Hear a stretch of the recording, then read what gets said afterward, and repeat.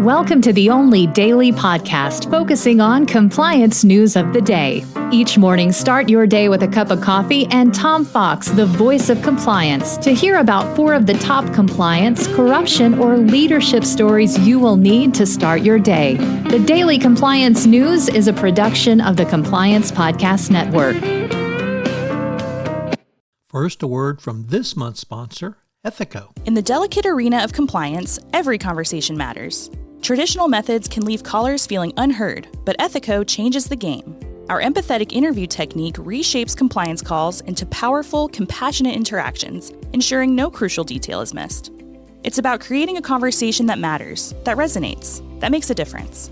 Be the change in your compliance approach. See the transformation for yourself at ethico.com/CPN. Book a demo, try our free ROI calculator, and explore the white paper by Tom Fox, The ROI of Compliance.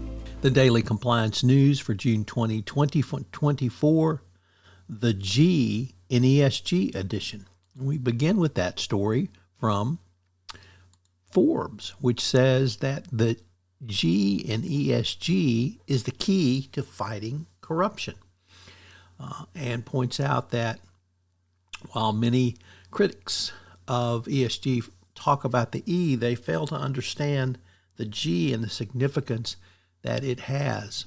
Obviously, corporate governance, if you don't have corporate governance, you don't have much, but you have to have good governance to begin the fight against corruption.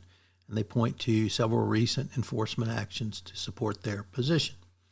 Next up from Reuters, the president of China, Xi Jinping, says there are deep-seated problems in the Chinese military amid an ongoing anti-corruption purge.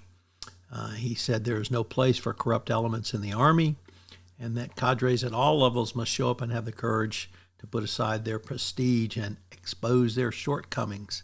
They must deeply self-reflect on the problems, their problems. That's very interesting that you would have self-reflection around corruption in the Army, but obviously he is out to completely remake it in his own image. Next up from the Wall Street Journal, Risk and Compliance Journal, David Smagala reporting that Trafigura, they of a recent FCPA enforcement action, has now agreed to pay $55 million to the CFTC in the Commission's first ever penalty against a company for impeding whistleblower reports. One might think that in between 2017 and 2020, Trafigura made current and former employees sign employment and separation agreements that stop them from disclosing company information without exceptions for law enforcement agencies or regulators.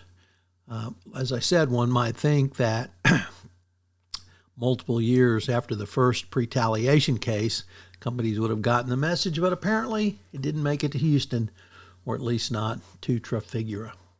And the final story is about something called ROAR, which is reimagining retirement, and in a book by Michael Clinton. So the book examines the concept of retirement and what it means in 2024.